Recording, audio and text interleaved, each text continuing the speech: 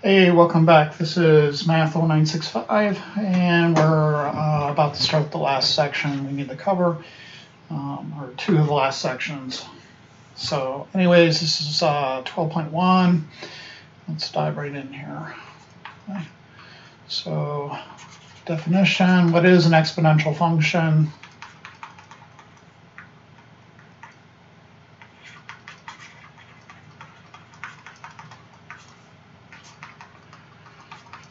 It's kind of like the reverse of something like some sort of polynomial type thing where you have x squared or something like this. It's just now instead of having an x and what they call the base, you're going to have a constant, and then the variable will move to the exponent. Okay, so this is before picture. Now we're going to look at stuff like f of x equals 2 to the x instead of x to the 2 to the x. Okay, some various sort of details here of this function. Let's see what it looks like in general. So you can have any base you want so long as the base is greater than 0 and it's not equal to 1. So again, b is going to be our base. The domain is going to be from negative infinity to infinity. Okay. The range for this particular kind, we'll talk more about kind of what it looks like later, but the range here is going to be from 0 to infinity. Okay, so for example, over here on the right, let's say we have g of x equals, just like I sort of set up with the before and now picture, 2 to the x. Okay, so we could say, what is g of 1? So put 1 in for x, 2 to the first power is 2. What is g of 0? I get 2 to the 0. Anything to the 0th power besides 0 is 1. How about g of negative 1? Right? So we can have negative values. 2 to the negative 1 is 1 over 2 to the first. And of course, that's just 1 over 2. Okay, so sort of get the picture. G of 2 is going to be 2 to the second power, which is 4. That sort of thing. Okay, it turns out you could raise, because that domain is negative infinity to infinity, you can raise any base to any number. So in particular, we'll want to learn how to do this with a calculator.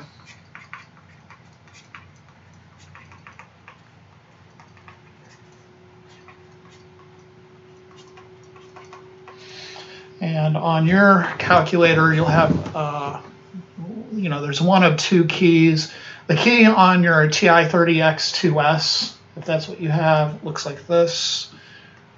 It's the caret key. You can also use that on the keyboard when you're doing your MyMathLab. The other kind of key that I've seen is this like Y to the X key. Something like that. That'll also work. Okay. Let's go after 3 decimal approximation. So you need your calculator to do this part. If you don't have it, you should pause the video or get it out, whatever. Okay, so let's look at some of these. Problem 2, you could raise bases to decimals. Okay, so 3 to the 2.4. You just type in 3, then hit caret, and then 2.4. Mine's not on yet. Turn on. Clear. 3 caret 2.4. And I'm getting 13.9666 repeating, so 13.967 to 3 decimals. Okay, you could put square roots up in the exponent. You put pretty much anything up there, so you could have like 5 to the root 3. When you go to your calculator, if you're using the TI-30X2S, the keys, first hit the 5 button, then hit the caret button, then you're going to have to hit the second button, and then you're going to have to hit the x squared button, I guess. That'll give you the square root symbol. And then you can type in your 3, and then you're going to have to end parentheses. Usually I just put parentheses around anything I put in the exponent, especially if it's nasty looking. This one is kind of automatic. So let me try that code there. I typed in 5 caret second x squared 3 parentheses. That should do it for 16.242.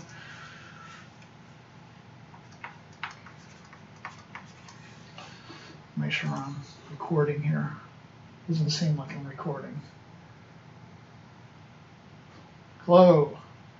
Yeah, I guess I am. That doesn't look right, but okay. Anyways, let's move on. Here's number 6. I have 6 to the negative 1.2. And again, when I have something that's kind of weird in an exponent, like mostly fractions I'm worried about, but anything at all that's kind of weird, I use the parentheses. So parentheses, and then you have to hit the minus. You can't hit the subtraction button. It has to be this parentheses negative button. And then, of course, the 1, and then there should be a decimal button, and then hit 2, and then hit end parentheses. Okay. Let's try that code in the calculator. 6 to the negative 1.2, end parentheses. You should get 0.1164, so 0.116. So really where it's important is when you have fractions, like something like this, 6 to the negative 1/3. In order to do that, you're definitely going to have to hit the parentheses, otherwise the computer won't do it right. So 6 to and I need one of those carets. So caret, and then definitely get the parentheses. Okay, and then you can go to your negative, and then hit 1, and then divided by, and then hit the 3, and then hit end parentheses. Otherwise, it'll give you something you don't want. Okay, so you got to be careful. 6 parentheses, 6 caret parentheses, negative 1 divided by 3, end parentheses, enter. So 0.550. Okay. Okay, so hopefully you'll get the hang of that. There is one other kind of issue. We have this natural base E, which is like 2.71 something. It's kind of like the number pi. It comes up in accounting and financial applications a lot, but also in biology when we talk about exponential growth and decay, which we'll see in 12.5, our final section. Okay, so this number E is on the calculator. You're going to have to hit the button second, and then hit the button for ln. Okay. So it's always associated with this ln thing. Ln, the natural log, will be the inverse of the exponential, the natural base E. So that's why they're kind of together. So you hit that, and then clear it out. Hit second, E to the, and it sort of sets up their first parentheses, and then you just type in whatever you need. And you have to end the parentheses. You get 29.964. If you want to see what the number E actually is, what you have to do is kind of the same code here. Second, ln, and then hit 1. Okay, so it's E to the first power, which should just tell you what E is, and then end parentheses. So second, ln 1, and parentheses, and you should get that 2.71 number. So 2.718 in our case. It's approximate. These are all approximate. They're all to 3 decimals. Okay. Okay. So we get used to that a little bit. We want to go ahead and start graphing these characters. And the way you'll kind of do it at first is by doing a table of values, and you get an idea of the overall shape. And then from there, you can use what you'll learn in later classes. If you keep taking math, you'll learn how to use translations to just move them around in the plane. And the homework and also the in here will kind of give you a taste of that just moving things around. But anyways, let's look at number 18 first. So we have f of x equals 5 to the x. So our base is 5.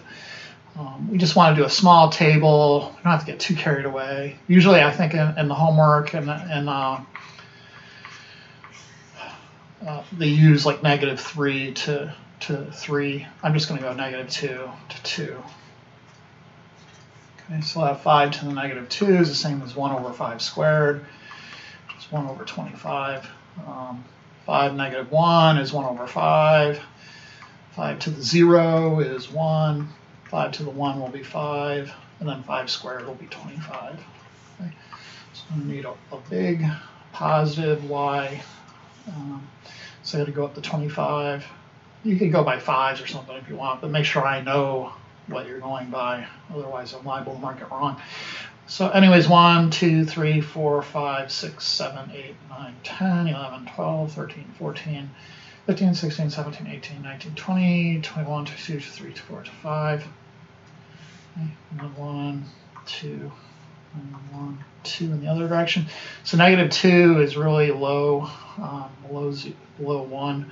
And then it's going to go up a little bit to 1/5. And then it's going to go to 0. And then at 1, it's at 5. And then at 2, it's at 25, way up here. So it's kind of like a ramp. Looks like a ramp. It'll never hit the x-axis. It'll get really super duper close to it, but it'll never hit it. There's actually what we call an asymptote right there. And then it just shoots up really, really fast. And if you ever hear, like on the news, they said exponential growth, that's what they mean. They just mean it grows really, really fast. Okay, so that's kind of the basic picture. The domain of something like this is all real numbers. And then the range is going to go from 0 to infinity. Okay. So there's nothing you could put in for x that's going to give you a negative number or 0. The next one's the video quiz, video quiz, video quiz. Video quiz, video quiz, video quiz. H of x is 1/3 to the x. And I need to go through and collect some values. Again, I'm just going to use -2 to the 2. You'll get enough graphing in the homework. So I went through and deleted a bunch of the homeworks, so hopefully it doesn't jump around too much, but I just thought it was getting carried away at some point. There's no reason to do hundreds of homeworks unless you want to become a math person eventually. But all right, so 1/3 to the -2 is the same as 1 all over 3 to the -2. Okay, so I mean it's literally 1 to the -2 over 3 to the -2. 1 to the -2, 1 to any power is just 1. Okay, and then you have 3 to the -2. Okay, so we use the negative law. So if you have 1 all over a to the -x, that's equal to a to the x. Okay. Likewise, if you have a to the -x, that's equal to 1 over a to the x. So it's that sort of deal. So 1 over 3 to the -2 is the same as 3 to the +2, which is 9. Okay. Another way to think of it is that if you have a negative on the outside of a quotient, so if you have like a over b to the -x, you can flip it so you have b over a, and then just change the sign of the exponent. And then you could say this is the same as b to the x over a to the x. Okay. So in this next one, we could just flip it. You have 3 over 1 to the first power. And then if you raise each to the first power, you get 3 to the 1 over 1 to the 1. 3 over 1 is just 3. Anything to the 0th power besides 0 is just 1. So 1/3 to the 0 is 1. 1/3 to the 1 is just 1/3. And then finally, 1/3 squared is the same as 1/3 times 1/3, which is 1/9. Okay. Okay, so let's plot the thing. 1, 3, 4, 5, 6, 7, 8, 9. 1, 2, 2. -2, we have 9. At -1, we have 1, 2, 3. At 0, I have 1. At 1, it's getting lower and lower. So again, this is kind of the reverse of the above problem. Anyways, it does have an asymptote again. It's going to get super duper close to 0, but it will never touch it. It'll just get closer and closer as time goes on. This one's actually called exponential decay because it goes down instead of up like the previous problem. This would be called exponential growth. Okay. The domain, again, is just everything, negative infinity to infinity. And then the range, again, is from 0 to infinity. Because, again, there's nothing you can put in there that's going to give you a negative output or 0 as an output. Okay. So once we've done that was the video homework. That's the first video homework and the last video homework assignment. I think we're on number 8. And that should be your last assignment in this class. Yeah, so there's only 2 problems in assignment number 8. This is the first. Okay. So what are some overall characteristics of these sort of animals we're dealing with? So section 4, characteristics. First, the domain and range. Domain and the function we're dealing with, f of x equals b to the x. Okay. So negative infinity to infinity. The range will always be from 0 to infinity. And then you could say there's an asymptote there because of this. It's a horizontal, like horizon, horizontal asymptote at y equals 0. Okay, it's basically the x-axis for us. Then you can tell quickly what the y-intercept is just by plugging in 0 for x. You have b to the 0, which is of course 1. So the y-intercept will always be at 0, 1 for this particular guy. Okay. There's 2 forms then, as noted above. There's the exponential growth and exponential decay. And you can tell by the b value which one you're dealing with. If b is greater than 1, you'll have exponential growth. And then if b is in between 0 and 1, you'll have the other version where it's going down. So the exponential we'll call decay. All right. All right. So you can't see the asymptotes. The asymptote is like right here on the x-axis. So you can't see it. I'll sort of just dash it in so you can imagine that being there. Okay, so what was I telling you about this translations above? So you can, once you know kind of what the picture is, you can just move it around the xy plane. So for instance, if we have to graph f of x equals 2 to the x, and then g of x equals 2 to the x plus 2. First thing you want to do is graph this 2 to the x thing. Okay, that's kind of your standard model, exponential growth looking thing. So let's go from -2 to 2. Here we have 2 to the -2 is the same as 1 over 2 squared, same as 1 over 4. 2 to the -1, that's 1 over 2, which is just 1 over 2. 2 to the 0 is just 1. And then 2 to the 1 is just 2. 2 squared is just 4. Okay. And then what we're going to do is kind of tack on a piece of the chart for this g of x thing. Okay. And we'll put them on the same xy plane here. Okay, so 1, 2, 1, 2, and then it looks like we go 1, 2, 3, 4. And I'm going to have to go up to 6 for reasons to be shown. Okay, so let me plot this thing. So -2 is 1/4, -1 is 1/2, 0 is 1, 1 is 2, and then 2 is 1, 2, 3, 4. Okay. Let's put this guy in blue. Oops.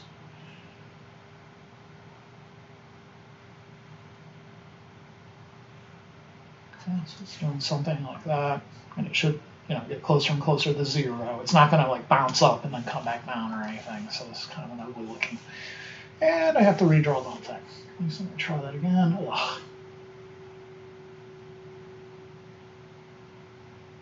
Okay, it's just going to get closer and closer to 0 in that direction. Okay. So how do I get 2x plus 2? Well, what is it doing to the outputs? 2 to the -2 is that 1/4, and then it's just going to add 2 to it. And what are these things? These are the y coordinates of the points. So it's going to take 1/2 and it's going to add 2 to it.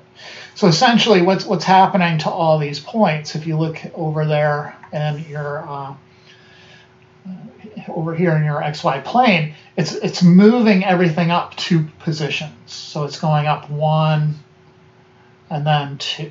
So it's going to move that first guy right to here. 1, 2, to move this guy right to here. 1, 2, move this guy right to here.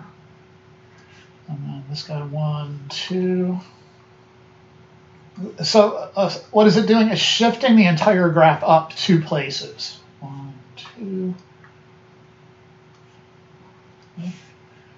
And as it shifts up, it's also going to pull the asymptote up as well. So the asymptote originally is at y = 0. Now it's at y = 2 because everything's going up by 2. Okay?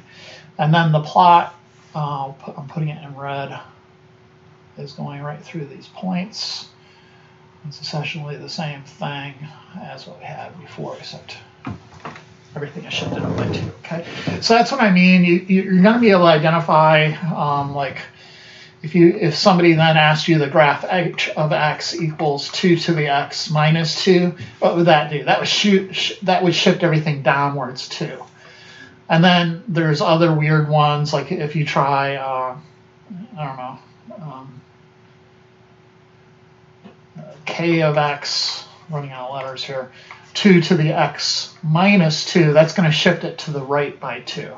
Okay, so you'll study translations once you get into college algebra, and you'll sort of learn how to graph using that method as opposed to just always doing tons of tables. Okay, and then you'll explore that in the homework. Okay, so anyways, let's move on to the natural base e,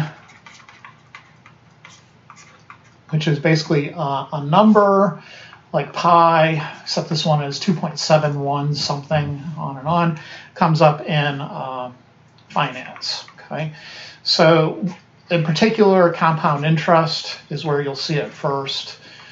And how does compound interest work? So what you're doing is putting money into an account, and then at the end of some sort of period, it'll earn a certain amount of interest based off a formula. You'll put that interest into the account and then repeat. Okay, so the money is always growing, and the interest is being calculated based on how much money you have in the account at any given present time. Okay, it's not like the interest is just set on the initial amount you put in. No, you're accumulating the interest, and the interest is accumulating on that. Okay, so your money is growing, and the amount of money you earn will grow as well.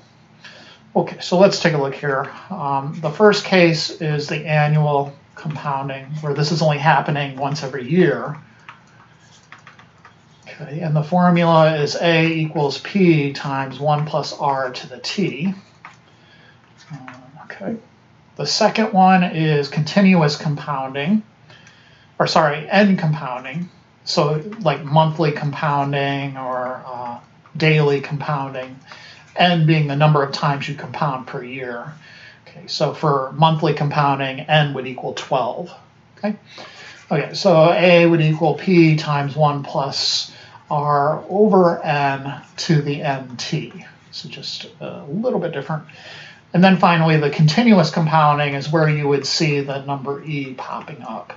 So if you let n go to infinity, in other words, you're perpetually putting money into the account.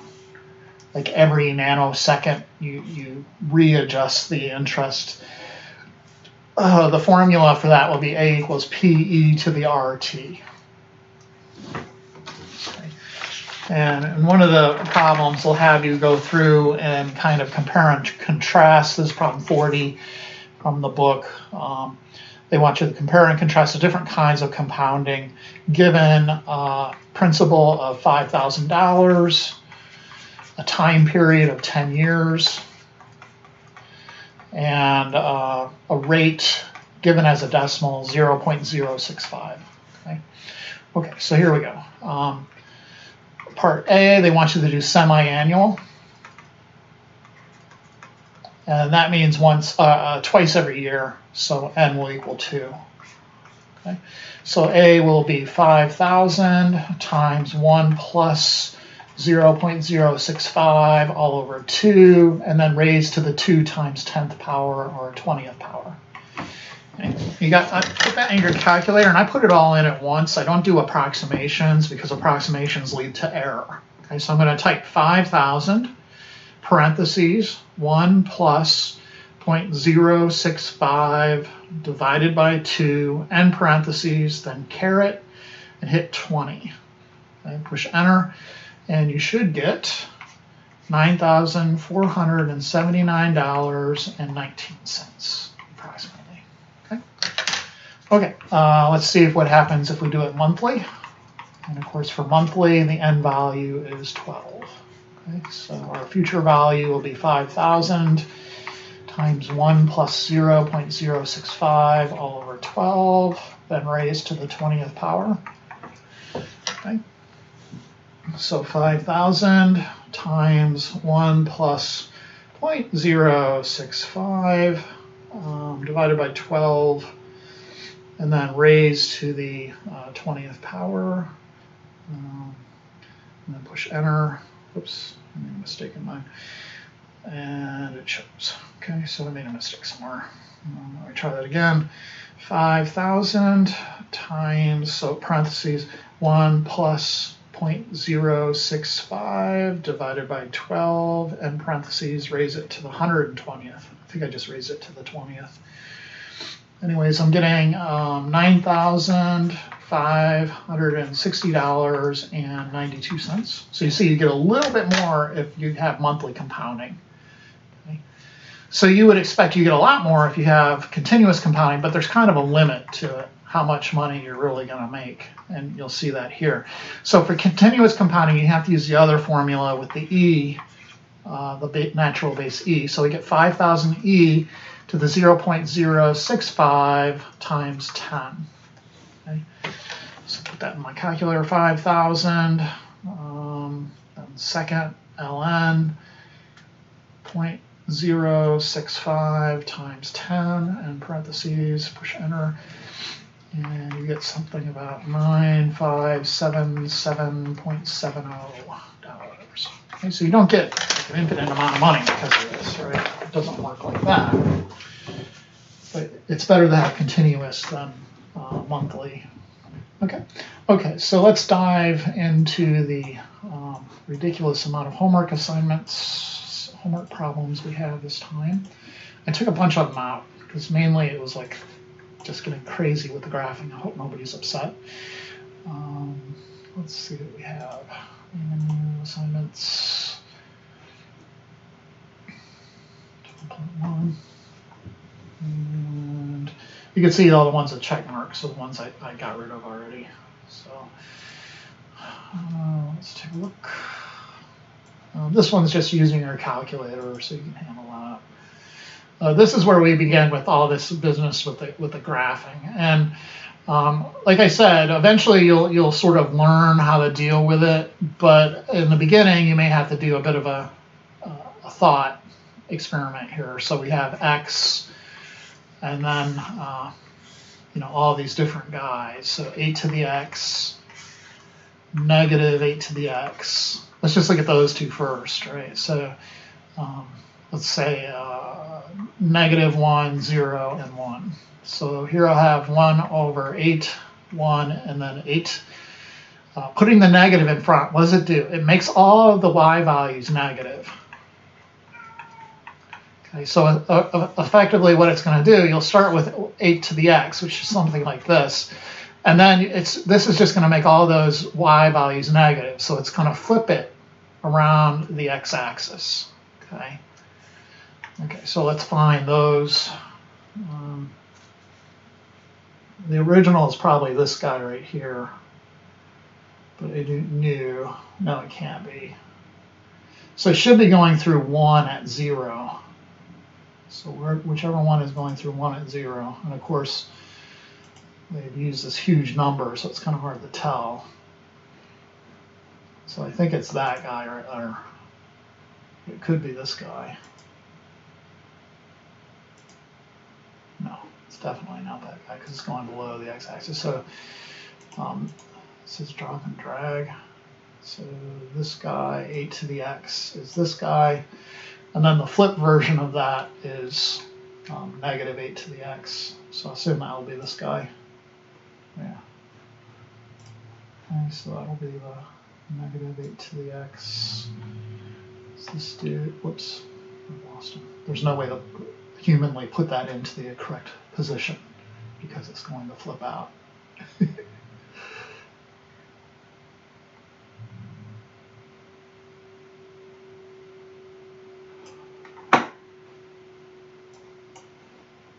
Let's try that again. Should be this guy. Then if you go 8 to the negative x, it's going to kind of rotate it about the x-axis. Okay, so you're going to get this effect instead. And you can see that because basically it'll take the x values and change them, right? So if you plug -1 into 8 to the negative x, you're going to get 8 to the negative -1, which is 8 to the 1, which is just 8. Okay, so basically this guy moves here.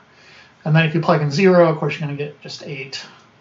But if you plug in 1, you'll get 8 to the -1. So this guy will move down to here. And visually, what happens then is that everything rotates about the y-axis. Okay, so this is like an x-axis rotate. This is the y-axis rotate. So let's see if we can find it. It's got to be 16. Yeah. Okay, so let's do that one. It's here. And then for -8 to the negative x, that should do both the y-axis and x-axis rotation. So what's going to happen is you'll start here, okay, and then you have, actually there's kind of an order involved. You have to do the, maybe there isn't. So the next one will go here if you rotate about the x-axis, and then if you rotate about the y-axis, it'll flip down like this. Okay, so this will be, this guy here is the -8 to the negative x. Okay, so it should be below the x-axis, and it has to be this guy. So that'll be the -8 to the negative x. This guy, all the x values are being it's a shift to the right by 1, okay, is what that'll effectively do. So where is it? And I'm tempted just to remove these because so it's not that one. That one looks like it's went down, so that's going to be like this one. It went down 1, and then process elimination. This has to be it. It's not letting me do it. There you go. Yeah. Okay, so this one, we can do that. Just it's 1/25. I just don't hit the space bar there. So 1/5. 1, 5, 25.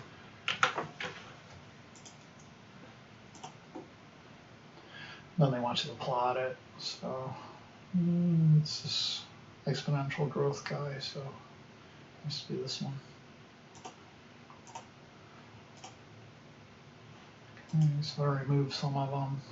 This is just another plot the graph. This is plotting 2. So this, the x plus 2, you can do the tables for them, or you could sort of get an idea of what the plus 2 is doing if you add it inside the exponent. What it's doing is moving the whole graph to the left by 2 places. So it'll have to be A.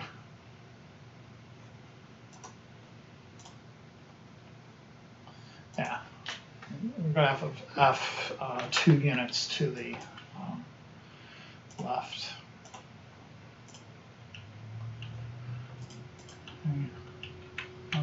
This one, because so there's a difference. If you have something like f of x equaling 4 to the x minus 3, this will shift to the left. And I'm not going to put these on the test. This is just for doing the homework. Shift to left 3. If you have f of x equaling 4 to the x plus 3, that's shift to the right 3. If you have f of x equals 4 to the x, and then on the outside minus 3, that'll be a shift down. Shift down 3. So it's a little weird because you think, well, if this one's going to the, and actually this should go to the right, sorry. So if it's a minus, it actually goes, it's counterintuitive because you think it would go to the left, but it actually goes to the right. Okay? And then if it's plus, it's going to the left. Okay? So here it's going to shift it down 3, but from the logic you would think it would shift it up 3 if everything was consistent, but it doesn't work like that. It's actually going down. If you have 4 to the x plus 3, then it's going to shift up 3. Okay, so f of x should be down, and then g of x should be on top of it. So it would be a. And then it's moving 3 units up.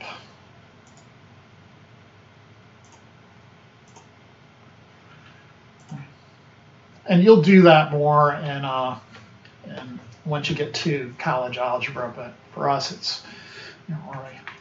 So if you have f of x equals 11 to the x, and you put a negative in front of the function, so g of x, what they're saying is negative 11 to the x, that's going to rotate it about the, so it'll change all the y values from positive to negative. So it's going to rotate it about the x-axis. Okay. If they put the negative on the inside of it, so say like 4 to the x versus g of x equals 4 to the negative x, that's going to be a y-axis rotation.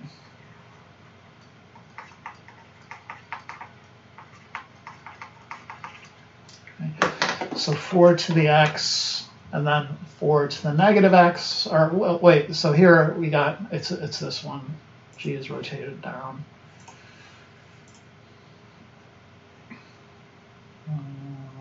X-axis rotate, or reflect, I guess is what they're calling it. Right. This one's kind of weird. 1/8, so our original is f of x equals 8 to the x, and then the new one, g of x, is 1/8 times 8 to the x. Okay. So what is this? If you rewrite 1/8, it's really 8 to the negative 1, and then times 8 to the x. And what you got there is like bases, so you can add the exponents. So it's 8 to the negative 1 plus x, in other words, x minus 1. And then you could say this, the minus 1 is in the exponent, so it's going to shift to the right 1. So g of x is going to be shifted to the right by 1. So what are these, all a? And then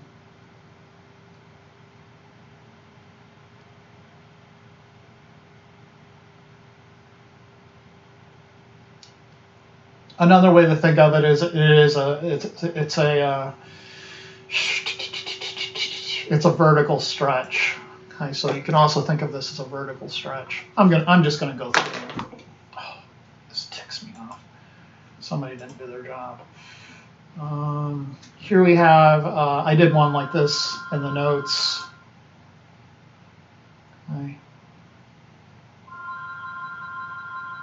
Okay, so you're just looking at different rates of investment. Domain and range. The domain of this thing is all real numbers.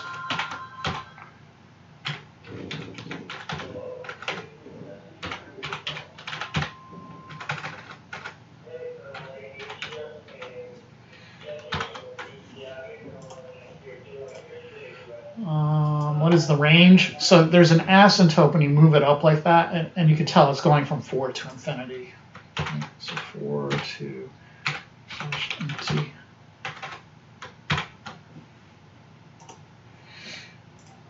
Okay.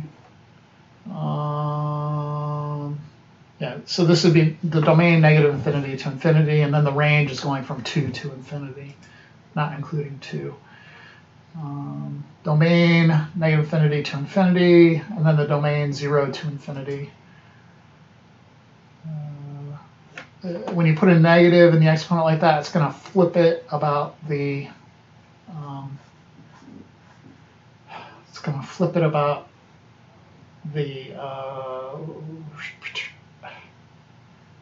the x-axis. Okay, so it's going to be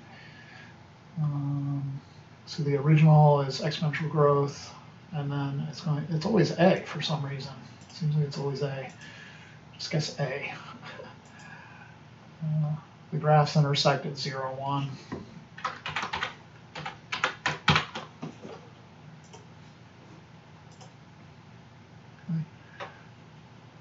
This one's really weird. These y equals 12x and x equals 12 to y are inverse functions, so they're going to be rotated about the line y equals x. So it's going to be d. So finally we get one that's not. So if you don't see that, one graph will look like this.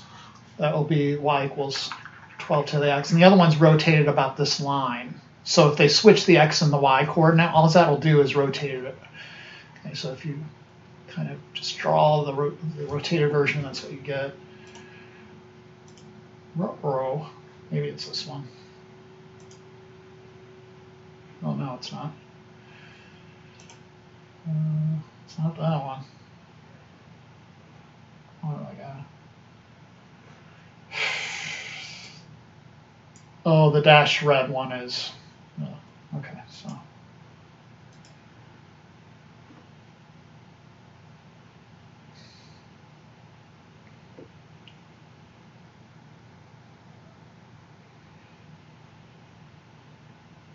It's 1, 1, 2.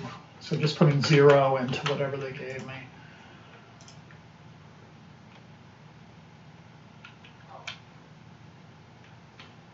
And then just plug 29 in for x. So it's 112, 112 times 1.024 raised to the 29th power. 222.8.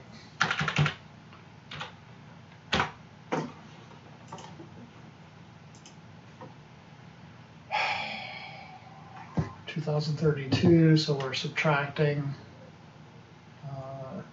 2032 and 1974. So you're plugging 58 in for x.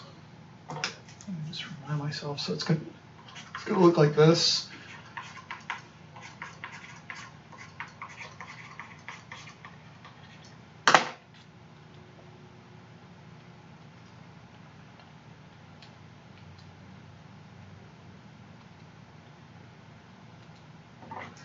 So 443.2.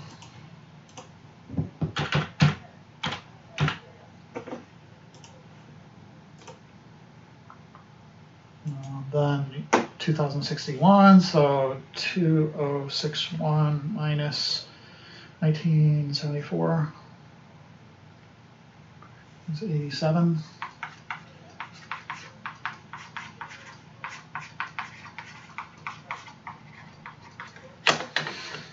Minus 112 times 1.024 raised to the 87.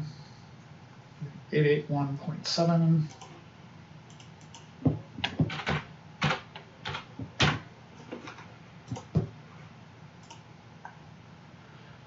What happens to the Canadian population every 29 years? Looks like it's doubling.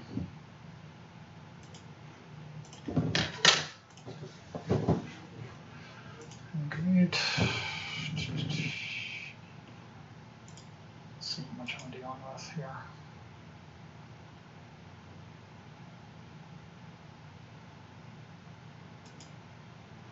those were done. So let's try this one and we'll call it a day. So f of x represents the percentage of information that you remember. Oh, so this is just plug and chug. And you're just putting in weeks. Okay, so you can do that one. You just plug numbers into the formula, then use your calculator to evaluate it. Okay, so I'll probably go in and delete some more of those. I thought some of those were more college algebra problems. But I think you should be able to handle the homework from this point. Okay, so as usual, thank you for watching, and I'll see you next time.